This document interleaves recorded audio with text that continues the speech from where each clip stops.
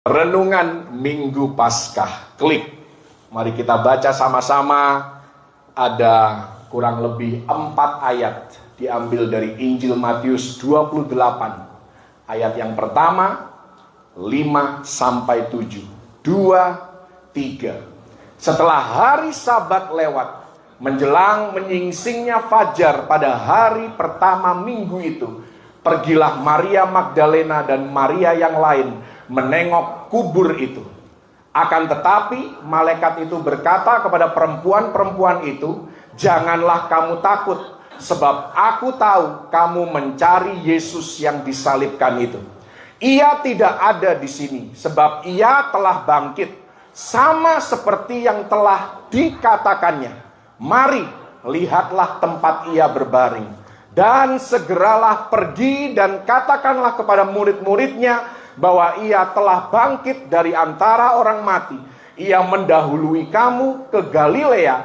Di sana kamu akan melihat dia. Sesungguhnya aku telah mengatakannya kepadamu." Haleluya. Kebangkitan Yesus merupakan doktrin yang sangat-sangat penting. Tadi pagi saya membaca satu berita yang sangat menyedihkan. Karena ada satu gereja besar. Kalau saya sebutkan namanya, pasti Anda kenal pendeta ini. Masih muda, termasuk gereja yang mengakomodir banyak generasi milenial. Lagu-lagunya pun luar biasa. Sering kita nyanyikan di tempat ini. Yang menyedihkan adalah ketika mereka membuat undangan kepada seluruh jemaat untuk membawa sanak saudara, teman-teman, sahabat untuk datang ke ibadah Paskah. Mereka dengan sengaja menghilangkan kata kebangkitan Yesus. Dan mereka menjelaskan itu, bahwa mereka tidak mau pakai kata Resurrection Sunday. Mereka tidak mau pakai kata the blood of Jesus. Bayangkan ini gereja mega church di Amerika. Nanti Anda baca di Google. Anda bisa cari gereja yang tidak mau menyebut kata resurrection. Betapa menyedihkan. Gereja tanpa kebangkitan Yesus bukanlah gereja. Orang Kristen, Anda mengaku percaya Yesus sebagai Tuhan dan Juru Selamat, tapi tidak percaya kebangkitan Yesus, Anda bukan Kristen. Sepenting itulah kebangkitan Kristus. Sehingga apapun alasannya, Anda mungkin mau kelihatan keren di mata dunia. Anda tidak mau orang-orang dunia merasa tertolak. Anda lupa bahwa Yesus datang untuk membawa bukan persatuan, melainkan perpecahan antara orang dunia dengan orang percaya. Jadi memang Yesus itu tidak mau orang dunia dan orang percaya itu mingle, bercampur baur. Karena Tuhan tahu bahwa ketika orang Kristen mulai hidupnya bercampur baur dengan orang yang tidak percaya, kemungkinannya lebih besar dunia masuk mempengaruhi orang percaya ketimbang orang percaya imannya mempengaruhi dunia. Tuhan tahu. Karena itu kita sebagai orang Kristen harus jelas. Anda ada di pihak mana? Jangan mencoba untuk kelihatan keren di mata dunia, kelihatan tidak radikal di mata dunia, tidak terlalu fanatik di mata dunia. Tapi pada akhirnya Anda ditolak sama Tuhan. Buat apa? Anda berpikir Anda kenal Tuhan. Ternyata Tuhan tidak kenal kita. Kasian deh lo. Sudah melayani, sudah berkorban, sudah rajin beribadah, pada akhirnya aku tidak mengenal engkau. Hai engkau sekalian pembuat kejahatan. Saya hanya mau menyampaikan bahwa kebangkitan Kristus itu tidak bisa ditolerir. Ini harga mati bagi orang Kristen. Jumat yang lalu saya berkhotbah, kalau Anda ditanya sama teman-teman Anda atau bahkan bos Anda di kantor, siapakah Yesus bagimu? Jawaban Anda seharusnya adalah Yesus adalah segalanya bagiku. Haleluya. Anda bisa dapat gaji, Anda bisa punya penghasilan, sekalipun itu melalui saluran perusahaan, melalui bos Anda, melalui pemilik perusahaan, tetap sumber penghasilan kita namanya Yesus. Jadi kalau Anda ditanya perusahaan apa yang Anda bekerja, jawabannya adalah Heaven Incorporated. PT Surgawi. Haleluya. Ya, Anda tidak perlu mengatakan itu dengan menghina bos Anda. Jangan. Kita orang Kristen harus bijak. Tapi hati kita tetap harus membara untuk Yesus. Haleluya. Klik. Berbicara tentang kubur Yesus. Hari ini kubur Yesus sudah kosong. Setiap kali Anda pergi ke Israel untuk membuktikan kebenaran ini tetap. Dan itu bukan hanya sejarah bagi orang Kristen, tetapi juga sejarah bagi dunia, bahwa kubur Yesus sudah kosong. Dan kubur Yesus yang kosong melambangkan banyak hal yang baik yang kita nikmati hari ini. Ini hanya 4 dari sekian banyak yang dilambangkan oleh kubur Yesus yang kosong. Yang pertama, penebusan. Penebusan akan dosa. Penebusan akan kesalahan kita, karena kita tidak lepas dari kesalahan. Penebusan akan kehilangan. Mungkin Anda pernah kehilangan sesuatu yang berharga, seseorang yang Anda kasihi. Yesus sudah menebus itu. Kubur Yesus yang kosong melambangkan kemenangan. Kemenangan atas musuh. Kemenangan atas keterikatan akan dosa. Sehingga orang Kristen tidak ada yang seharusnya bilang, aku kalah nih sama dosa. Tidak ada. Semua dosa sudah dikalahkan oleh Yesus. Dan Anda diberikan kuasa kemenangan atas keterikatan akan dosa. Atas masalah, penderitaan, pergumulan hidup. Kita pun sudah diberikan kemenangan. Bahkan Roma 8 katakan kita lebih daripada pemenang. Kubur Yesus yang kosong melambangkan kesembuhan. Baik itu jasmani, baik itu rohani, baik itu mental.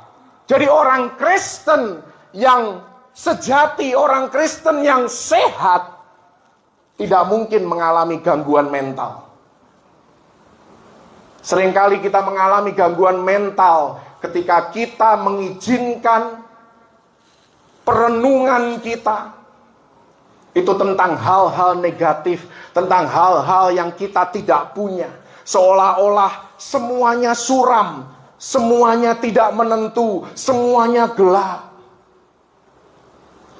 Kubur Yesus yang kosong melambangkan pemulihan. Pemulihan gambar diri. Kalau Anda sering menghina diri sendiri, Anda tidak suka dengan diri sendiri, pandanglah salib Kristus, pandanglah kubur Yesus yang sudah kosong. Pemulihan keuangan bagi yang membutuhkan, dan pemulihan segala sesuatu. Kubur Yesus yang kosong melambangkan apa yang Yesus lakukan bagi kita. Kemerdekaan sejati. Apa yang musuh tidak mampu lakukan terhadap Yesus. Itulah kubur Yesus yang kosong. Yesus sudah melakukan banyak hal ajaib selama pelayanannya yang sangat singkat di muka bumi ini. hanya 3,5 tahun. Bahkan dia sudah memberitahukan dari jauh-jauh hari kepada para muridnya, kepada para pengikutnya, bahwa suatu hari dia akan mati. Tetapi itu bukan akhir dari kisahnya, melainkan pada hari yang ketiga dia akan bangkit kembali. Tapi di peristiwa Minggu Paskah pertama pada zaman itu, ada hal yang mengecewakan. Anda tahu apa yang mengecewakan? Klik. Yang mengecewakan adalah tidak ada seorang pun daripada murid Yesus, pengikut Yesus, yang radikal sekalipun, yang tinggal di dekat kuburannya, menantikan janji kebangkitan itu digenapi. Mereka percaya waktu Yesus ngomong. Tapi ketika waktunya pembuktian, mereka tidak ada di sana. Tujuan saya berkhotbah ini bukan untuk menghakimi mereka. Karena pasti ada alasannya. Pasti ada penjelasannya. Mengapa mereka melakukan apa yang mereka lakukan? Mengapa mereka menghindar dari berada di dekat kuburan, menantikan janji Yesus digenapi? Kita akan melihat beragam tanggapan, beragam respon terhadap peristiwa kematian Yesus yang mengindikasikan, klik, bahwa tidak ada seorang pun dari para murid Yesus ataupun pengikut Yesus yang sudah mengalami kemerdekaan total yang Yesus sudah bayar lunas. Mereka pikir mereka sudah merdeka, mereka sudah lepas dari keterikatan.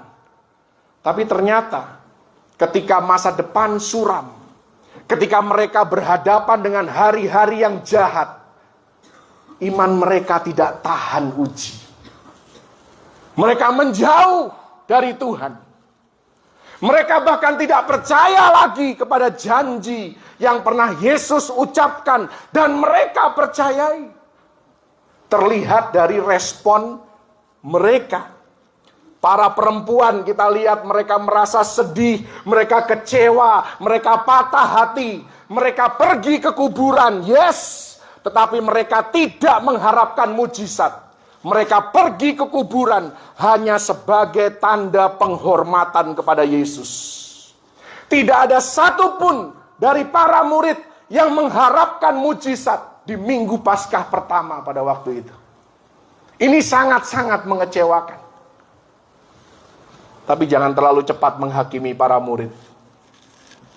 Nanti akan muncul pertanyaan yang membuat firman ini relevan bagi Anda dan saya. Bagaimana dengan Thomas? Sampai hari ini pun orang Kristen masih menghakimi Thomas. Thomas menyendiri, dipenuhi keraguan akan siapa Yesus. Petrus sudah jelas, dia penuh dengan rasa tertuduh. Dia pergi menjala ikan seperti profesinya sebelum menjadi murid Yesus. Bagaimana dengan para murid lainnya? Mereka semua merasakan sakitnya kehilangan. Dan semua bersembunyi dalam ketakutan, dalam kebingungan, dalam kegalauan. Pertanyaannya adalah, klik, bagaimana dengan kita? Kalau kita hidup pada zaman itu, di manakah kita berada?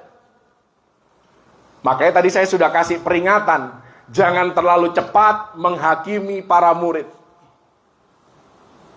Bayangkan Anda sudah hidup 2000 tahun yang lalu. Orang yang Anda gadang-gadang sebagai juru selamat, sebagai Mesias, tiba-tiba gone, mati. Apa respon Anda? Bagaimana respon kita ketika segala sesuatu kacau balau? Ketika hari dan masa depan kita terasa suram. Ketika kehidupan ini semakin tidak menentu. Apakah kita sudah mengalami dan berjalan di dalam apa yang digambarkan oleh kubur Yesus yang kosong? Apakah kita tetap berkemenangan? Apakah kita tetap setia menantikan janji Tuhan digenapi? Atau kita pun sama seperti para murid pada zaman itu. Kita masuk dalam depresi. Kita menjadi tertekan. Kita menjadi stres. Kita mulai mundur dalam iman percaya kita. Orang yang kuat bukan berarti tidak akan mengalami kesedihan atau kehilangan sama sekali. Tetapi orang yang kuat adalah di tengah carut marutnya kehidupan dan segala bentuk pergumulan yang harus kita hadapi. Namun hal itu tidak menggoyahkan iman percaya kita kepada Tuhan. Dan Yesus tetap menjadi fokus hidup kita. Kalau kita mau jujur, kita introspeksi diri. Saya pikir, mungkin bukan Anda lah, karena saya tidak bisa berbicara atas nama Anda. Saya pun, kalau saya hidup pada waktu itu, mungkin saya juga tidak akan ada di dekat kuburannya Yesus. Sama seperti para murid yang lain. Kenapa? Karena mungkin saya pun akan mengizinkan tantangan dan pergumulan hidup untuk menjauhkan diri saya dari kemerdekaan yang Yesus sudah bayar lunas. Nah, secara singkat saya mau masuk kepada inti daripada khotbah saya di hari kebangkitan Yesus Kristus ini. Pelajarannya bagi Anda dan saya. Ada 3 hal yang seharusnya membuat para murid bukan tinggal di rumah mereka masing-masing, tetapi seharusnya mereka ada di samping kubur Yesus. Kalau saja mereka ingat akan 3 hal ini, bukan berarti mereka tidak akan mengalami apa yang mereka alami, karena kematian Yesus itu memang benar-benar nyata terjadi. Demikian juga Anda dan saya, kita perlu mencamkan, klik 3 hal ini, supaya di setiap musim kehidupan, kita tidak mudah merasa cemas, tidak mudah merasa galau, tidak mudah tertekan, tidak mudah dibingungkan oleh apa yang terjadi di sekitar kehidupan kita. Jadi 3 poin yang saya mau sampaikan. Yang pertama, klik, jalani hidup kita sesuai naskah. Tertulis di dalam Matius 28 ayat yang ke-6, ia tidak ada di sini, sebab ia telah bangkit sama seperti yang telah dikatakannya. Saya percaya kalau kita hidup sesuai firman, kita percaya dan kita pegang teguh janji-janji Tuhan yang ada di dalam firman kebenarannya, kita tidak perlu merasa galau. Kita tidak perlu merasa takut akan masa depan, akan kehidupan ini. Klik, semua yang mereka alami pada waktu itu sudah ditetapkan sebelumnya. Bagi mereka peristiwa itu mengejutkan. Hari ini Yesus ada di tengah-tengah mereka. Besok tiba-tiba Yesus tiada di antara mereka. Mengejutkan, mengagetkan. Tapi tidak demikian bagi Tuhan. Demikian juga dalam kehidupan kita. Semuanya baik-baik, semuanya lancar-lancar, kita tiba-tiba menghadapi masalah. Mengejutkan bagi kita. Tapi tidak ada yang mengagetkan bagi Tuhan. Kalau saja mereka tetap pada perkataan Yesus, yaitu firman Tuhan, maka iman mereka tidak akan tergoncang. Kita tidak akan ketemu dengan sebutan iman Thomas atau Petrus yang menyangkal. Kita seringkali dalam keadaan baik-baik saja, semuanya fine, kita bisa bersuka cita, kita rasa damai. Tetapi kita menghadapi masalah, kita seringkali panik, dan kita lupa merujuk kepada apa yang tertulis di dalam naskah.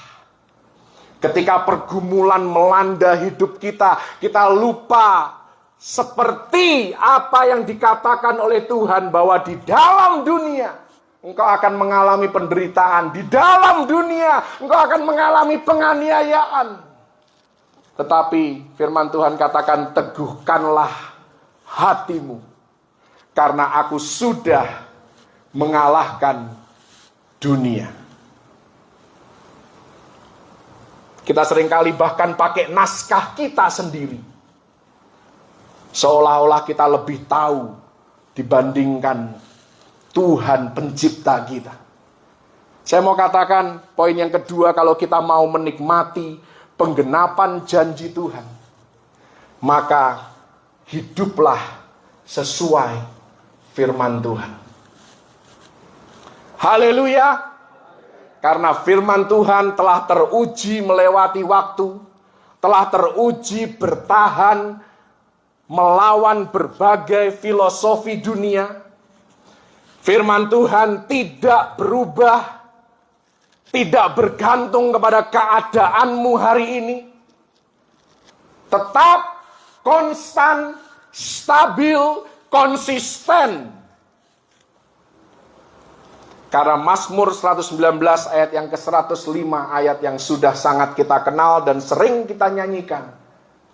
Firman-Mu pelita bagi kakiku dan terang bagi jalanku. Masihkah Anda percaya bahwa firman Tuhan yang ada di tangan Anda, yang Anda bisa akses dimanapun, masihkah Anda percaya bahwa itu merupakan pelita dan terang bagi kehidupan Anda? Kalau Anda masih percaya, kenapa tidak mau lakukan? Ikuti saja naskah yang Tuhan sudah tetapkan. Haleluya! Kita ini terlalu karismatik kadang-kadang. Kita lebih kepengen cari suara Tuhan apa ya? Suara Tuhan apa ya? Baca firman. Itu suara Tuhan. Gak usah dicari. Udah di depan mata. Itulah suara Tuhan. Haleluya. Jadi suara Tuhan yang audible tidak lebih superior daripada firman Tuhan yang tertulis. Yang tertulis itu lebih superior dibandingkan yang audible. Saya tidak menentang suara Tuhan yang audible. Saya yakin Tuhan bisa memberikan suaranya dan bisa membuat Anda mendengar secara audible. Saya tidak menentang itu. Tapi kadang-kadang orang Kristen ini terlalu tahayul. Kita lebih suka yang instan. Kalau mau dengar suara Tuhan kan nggak perlu bayar harga. Duduk aja diam-diam, nanti dengar suara Tuhan. Tapi baca firman, Anda harus bayar harga, korbankan waktu, korbankan konsentrasi. Bagaimana caranya aku baca firman Tuhan dan tidak tertidur? Haleluya.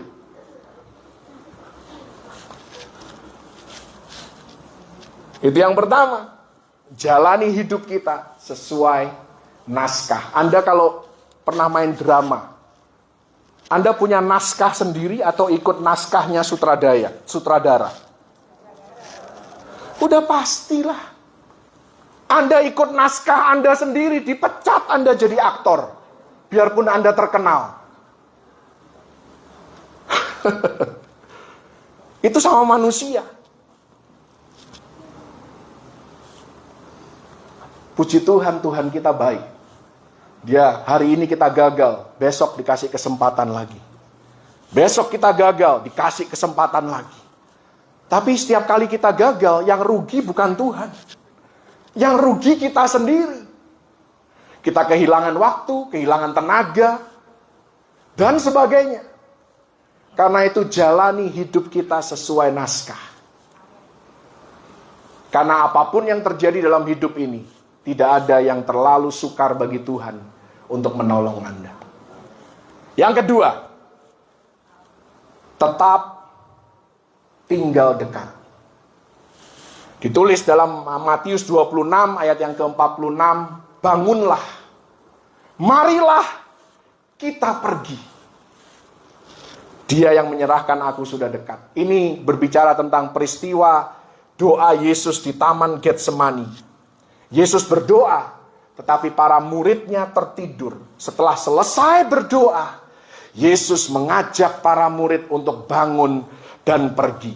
Dan dia katakan, marilah kita pergi. Artinya Yesus sedang berkata kepada mereka, tetaplah tinggal dekat dengan aku. Keadaan akan menjadi sukar. Hari-hari akan menjadi semakin jahat. Tetapi kalau engkau tetap tinggal dekat dengan aku, maka imanmu tidak akan gugur. Engkau akan melihat campur tangan Tuhan dalam hidupmu. Engkau akan melihat jalan keluar yang Tuhan berikan dengan caranya, tepat pada waktunya. Tetap tinggal dekat. Bagaimana kita bisa mengalami kemerdekaan sejati yang Tuhan janjikan, yang sudah dibayar lunas oleh Yesus. Di dalam dunia yang penuh dengan masalah, penuh dengan kesukaran, penuh dengan kesakitan, penuh dengan ketakutan dan kekhawatiran. Yang pertama tadi, hiduplah sesuai firman Tuhan. Yang kedua, tetaplah tinggal dekat dengan Sang Juru Selamat. Klik. Karena itulah cara kita tetap kuat di tengah berbagai pergumulan. Hidup semakin berat, jangan semakin menjauh dari Yesus. Tapi Anda harus semakin mendekat kepada Yesus. Yang setuju katakan? Yesus berkata, akulah pokok anggur dan kamu adalah ranting-rantingnya.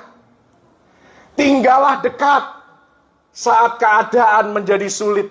Tinggallah dekat sekalipun kita merasa ingin menjauh, kita lagi malas mendekat.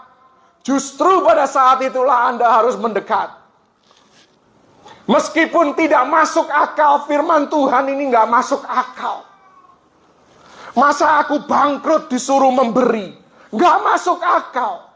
Tapi itulah benih yang Tuhan akan izinkan engkau tuai pada waktunya.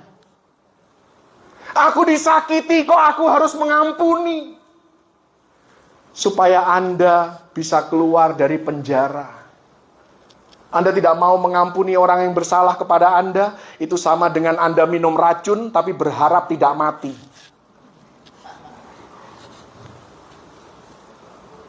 Dan kalau Anda digigit oleh ular berbisa, jangan kejar ularnya. Karena dalam pengejaran Anda akan lemas dan mati. Melainkan datanglah ke rumah sakit, carilah pertolongan pertama, supaya Anda bisa dipulihkan. Demikian juga ketika Anda digigit bisa. Dalam hidup ini, bisa itu dari mulut orang juga bisa. Dari perlakuan orang juga bisa. Jangan buru-buru balas dendam. Jangan buru-buru melampiaskan kepahitan Anda. Karena dalam prosesnya Anda bisa mati. Karena tekanan darah tinggi. Lagi marah besar. Hati-hati saudara. Bisa stroke.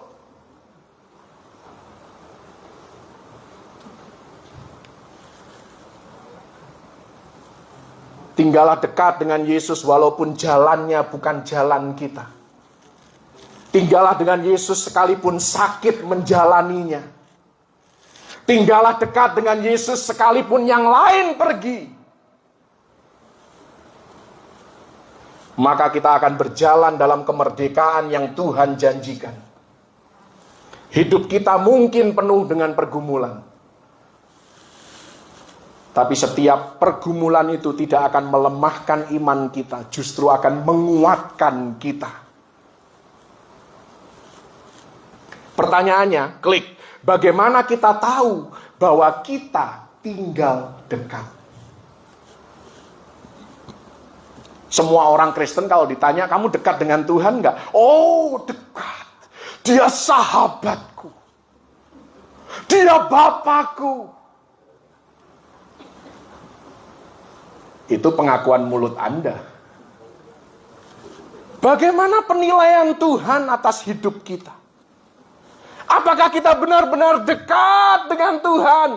Jawab dulu 3 pertanyaan ini.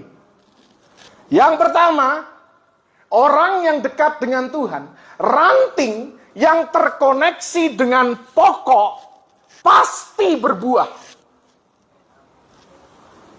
Sebaliknya, ranting kalau terlepas dari pokok, mana mungkin berbuah? Cek hidup Anda, ada nggak buahnya?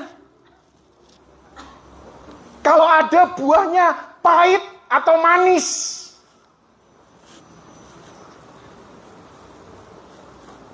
Pertanyaan kedua, apakah kita bertumbuh? Haleluya. Makin sulit pertanyaannya, saudara. Tidak masalah kalau kita bertumbuh lebih lambat dibandingkan orang-orang lain. Gak masalah, karena Yesus tidak sedang terburu-buru dalam memproses hidup kita. Dia panjang sabar. Dia akan nantikan Anda selama Anda bertumbuh. Apakah kita lebih dewasa dibandingkan kemarin? Kita mungkin belum sepenuhnya menjadi seperti yang Tuhan inginkan, tetapi kita tidak seperti yang dulu.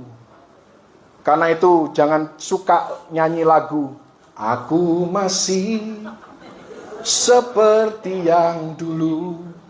Mendingan kalau dulunya baik. Kalau dulunya bobrok, bejat, hancur, tolonglah, berubahlah menjadi lebih baik. Kalau dulu auban, bagaimana dengan sekarang? Sekarang ubanan, ya oke lah, seharusnya makin bijak, ya kan? Kalau dulu pelit, sekarang makin pelit. Itu artinya Anda tidak bertumbuh, tetapi bertambah buruk. Kalau dulu Anda pemarah, sekarang marah dengan kekerasan. Waduh.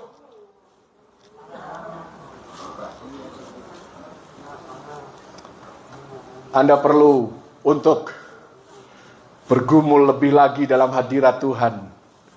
Bagaimana supaya aku bisa bertumbuh?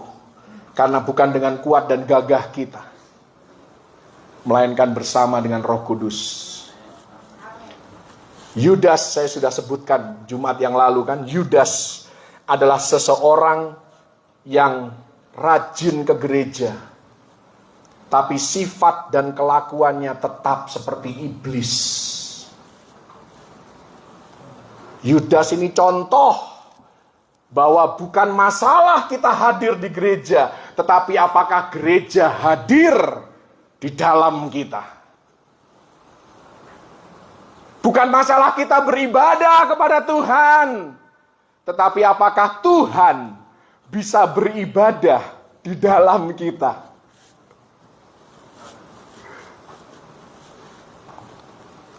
Yudas adalah contoh bahwa kita bisa saja main gereja-gerejaan, tapi pada akhirnya kita memiliki atau menjadi seseorang yang bukan seperti yang dimaksudkan oleh Tuhan. Karena Tuhan punya maksud yang baik bagi setiap kita. Yudas dekat dengan Yesus tapi hatinya jauh. Yudas luarnya baik tapi dalamnya keropos. Yudas mulutnya manis tapi hatinya degil. Yang ketiga, ini makin sulit pertanyaannya. Anda sudah berbuah, Anda sudah bertumbuh. Pertanyaannya, apakah, kok sudah yang ketiga, saya disuruh buru-buru nih sama si Kathleen. Apakah Tuhan mendapat kemuliaan dari hidup kita? Oh, luar biasa Anda berbuah. Luar biasa Anda bertumbuh. Tapi waktu kesaksian, Anda bilang, oh itu karena aku begini. Oh itu karena aku begitu. Ini aku lakukan ini. Aku bangga pada diriku sendiri. Mana Tuhannya? Hati-hati untuk tidak memberikan kemuliaan kepada Tuhan.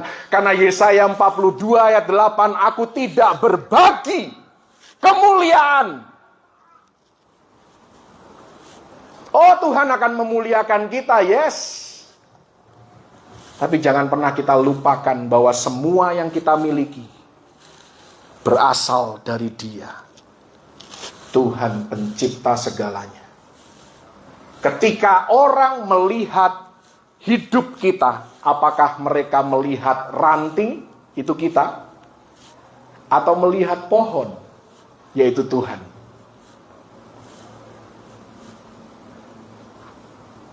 Seharusnya sebagai orang Kristen, kalau orang melihat hidup kita, mereka melihat Yesus dimuliakan lewat keberadaan hidup kita.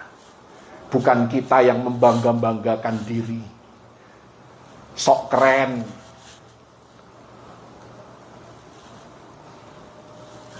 Karena tidak ada yang memuji ranting. Anda lihat pohon yang berbuah, ada yang ngomong, oh rantingnya indah ya. Nggak ada. Ini pohonnya sehat. Haleluya. Yang ketiga dan yang terakhir, Anda sudah dapat contekan. Miliki pengharapan dalam Tuhan. Ini kelihatannya sederhana, tapi tidak sederhana itu untuk dilakukan. Tidak semudah itu dilakukan. Lukas 24 ayat 21, padahal kami dahulu mengharapkan bahwa Dialah, Yesuslah yang datang untuk membebaskan bangsa Israel. Yang aneh adalah saat Yesus melakukan tanda heran dan mujizat, semua orang menyebut Dia juru selamat. Tetapi ketika Dia mati, orang menyebutnya tidak lebih dari nabi atau guru. Klik, inilah kesalahan para murid. Pengharapan mereka bukan pada Yesus, tetapi apa yang Yesus seharusnya lakukan. Ketika Yesus tidak melakukan seperti yang mereka harapkan, mereka kehilangan harapan. Banyak orang Kristen yang tidak mengalami kemerdekaan yang Yesus sudah bayar lunas. Karena pengharapan mereka tidak ditaruh pada jati diri Yesus, melainkan mereka hanya berharap Yesus melakukan sesuatu bagi mereka. Selama Yesus menguntungkan bagi hidupku, aku akan mengandalkan Dia. Kalau Dia sudah dalam tanda kutip tidak berguna lagi bagi hidupku, ya aku tinggalkan. Itu Anda Kristen mental pedagang. Kalau untung Anda dekat, kalau rugi Anda menjauh. Jadilah pedagang. Jangan jadi orang Kristen. Karena orang Kristen Dia akan dekat dengan Yesus apapun yang terjadi. Bahkan semakin sukar kehidupannya, dia akan semakin nempel dengan Yesus. Haleluya. Jadi kalau hari ini kita kecewa pada Tuhan, kita mulai kehilangan kepercayaan kepada Tuhan. Buat apa sih ke gereja? Ke gereja itu nggak penting, apalagi pelayanan. Kalau Anda punya perspektif seperti itu, cek. Anda taruh pengharapan Anda pada siapa? Pada apa? Mungkin Anda menaruh harapan Anda, ikut Yesus dapat uang banyak, ikut Yesus secara materi aku diberkati, ikut Yesus jabatanku akan terus naik, oh ikut Yesus koneksiku akan makin banyak. Ketika semua itu tidak terjadi, oh Yesus tidak lagi hal yang terpenting dalam hidupku. Jangan taruh pengharapanmu pada kesuksesan masa kini. Anda mungkin sedang naik daun. Anda sedang sukses. Tapi jangan lupa, hari Minggu ke gereja. Haleluya. Itu minimal.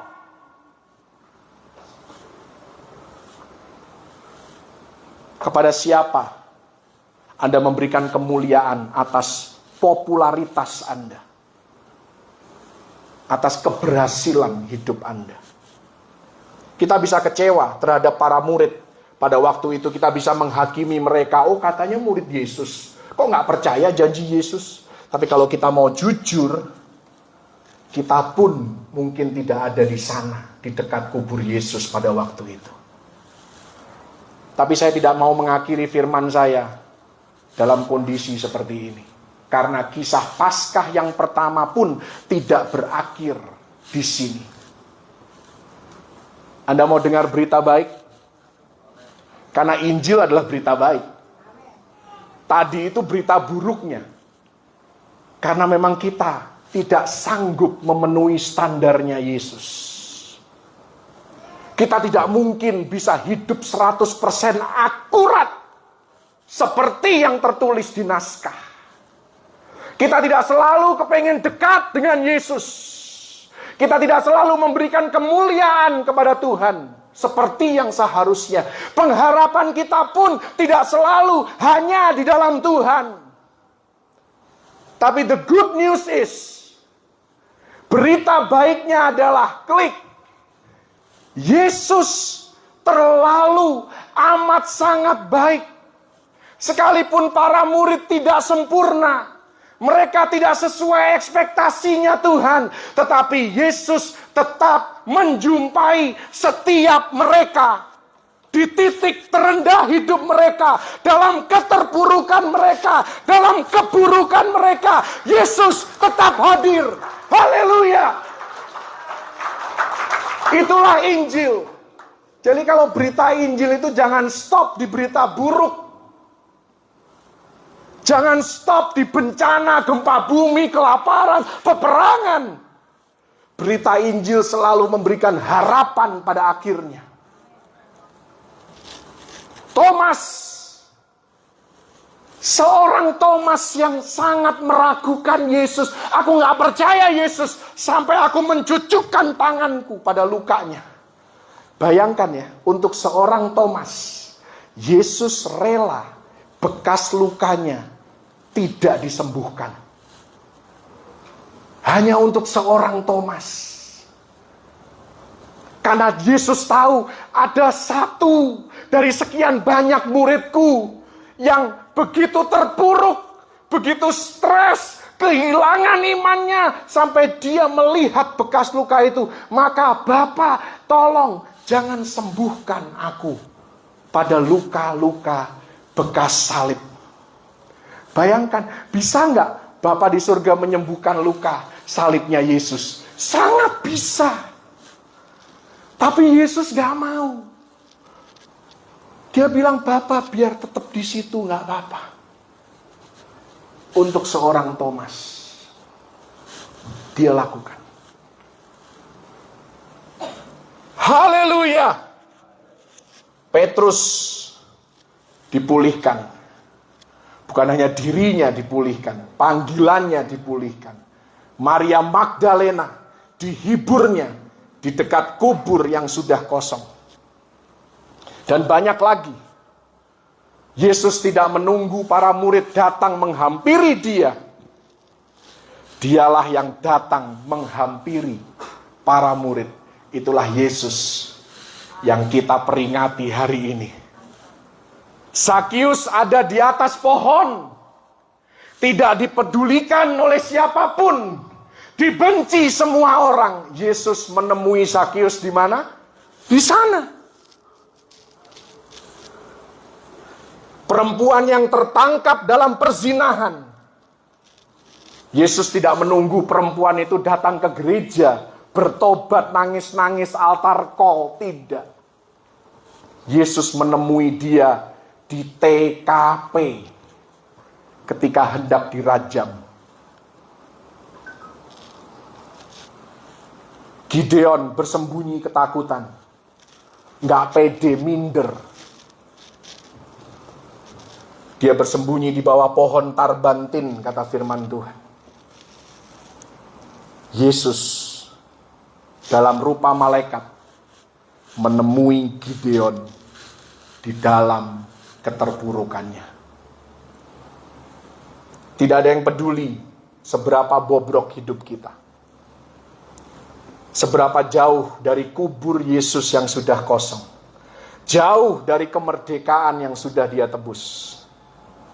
Tapi kalau hari ini kita berpaling kepada Yesus, maka dia ada di sana menemui Anda. Di mana kita berada saat ini? Yesus ada di sana. Dan dia siap menolong Anda dalam segala kebutuhan Anda. Itulah Yesus yang kita rayakan kebangkitannya siang hari ini.